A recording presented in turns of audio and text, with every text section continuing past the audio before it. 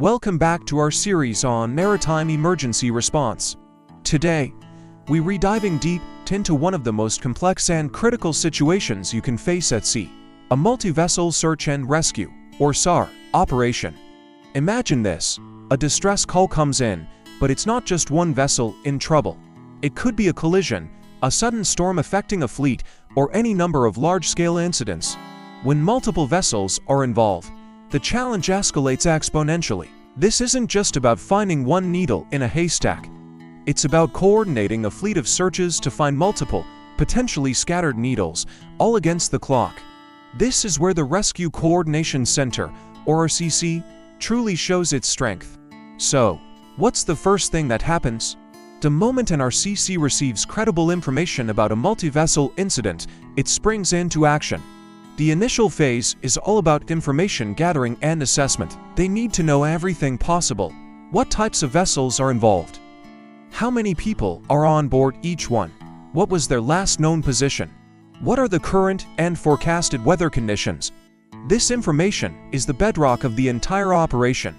Operators will be working the radios, communicating with any surviving vessels, nearby ships, and coastal stations to build a clear picture of the chaos. Every piece of data, no matter how small, is vital.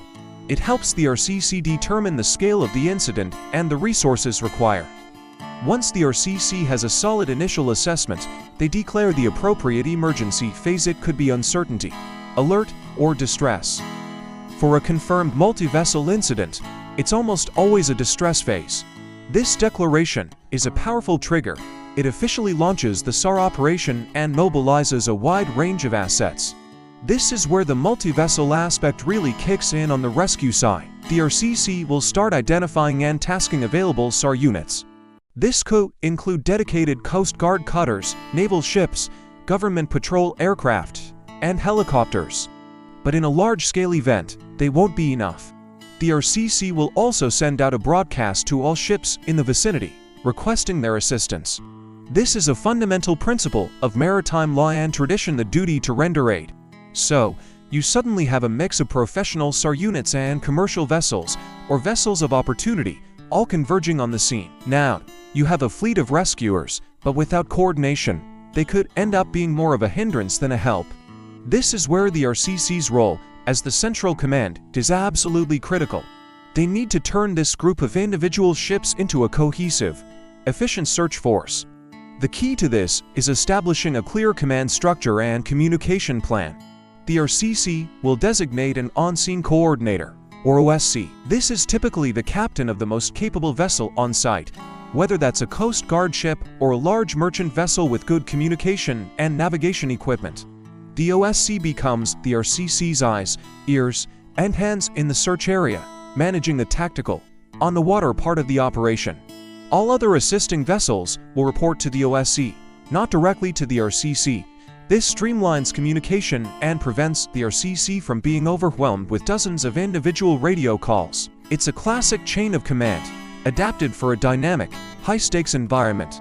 With the command structure in place, the next step is to organize the search itself.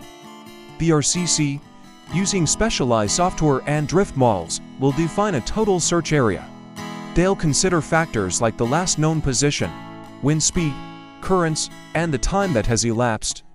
This area can be huge, often hundreds of square miles. You can't just tell 10 ships to go look over there. That would lead to massive overlaps in some places and huge gaps in others. So, the RCC, in consultation with the on-scene coordinator, will divide the large search area into smaller, manageable sectors. Think of it like cutting a huge pizza into individual slices. Each slice, or sector, is assigned to a specific search vessel. This process is called sector assignment, and it's a mix of science and art. When assigning these sectors, the OSC has to consider the capabilities of each vessel. A fast, maneuverable patrol boat might get a different type of sector than a large, slower-moving container ship. To visibility, the sea state, and the type of target they're looking for, be a life raft, debris, or people in the water, all influence the size and shape of the assigned sector. The OSC will give each vessel clear instructions, the boundaries of their sector, the search pattern they should use within that sector, like a parallel track or creeping line search, and the search speed. This ensures that the entire area is covered systematically and efficiently, maximizing the probability of detection. Each vessel knows exactly where it's supposed to be and what it's supposed to be doing. Communication remains the lifeblood of the operation throughout. The on-scene coordinator is in constant contact with each search vessel, getting regular updates on their progress. Have they completed their sector? Did they spot anything of interest? At the same time, the OSC is relaying consolidated reports back to the RCC.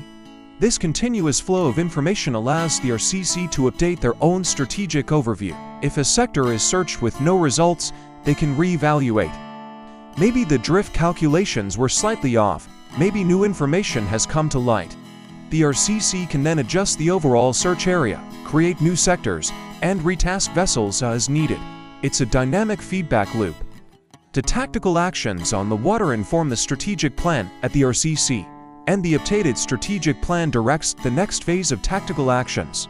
As the search progresses, things can get even more complicated. You have to manage aircraft flying overhead, coordinating their altitudes to keep them safely separated from each other and from the ships below. You have to manage the fatigue of the crews on the assisting vessels, who may have been at sea for a long time already. And, of course, the ultimate goal is to move from searching to rescuing. When a vessel spots survivors or a life raft, they immediately report it to the OSC. The OSC then directs the most suitable vessel to conduct the recovery. This might be the ship that made the sighting, or it might be a vessel with better medical facilities or a rescue boat that can be launched quickly. The OSC and RCC then coordinate getting the survivors to a place of safety, which could involve helicopter evacuation or transport to the nearest port. Finally, the operation concludes when one of two things happens. The best-case scenario, all missing persons and vessels are accounted for. The RCC, after confirming all information, will officially terminate the SAR operation and stand down all the assets. The other, more somber possibility is that after an exhaustive search, the RCC determines that the probability of finding any more survivors is effectively zero. This is a difficult decision, involving careful review of all the search efforts, survival time calculations, and the lack of any new leads. At this point, the active search phase suspended, and the assisting vessels are released. In either case, a thorough debrief follows. Every aspect of the operation is reviewed to identify what went well and what could be improved for the next time. Because in the world of maritime safety, there is always a next time. And that's a look at the intricate dance of a multi-vessel SAR operation. It's a testament to international cooperation, robust procedures, and the unwavering dedication of the people at the RCC and on the water. It showcases how chaos can be managed through clear command, communication, and coordination. Thanks for watching. If you found this breakdown helpful, be sure to like the video, subscribe to the channel, and hit that notification bell so you don't miss our next deep dive into maritime operations. Stay safe out there.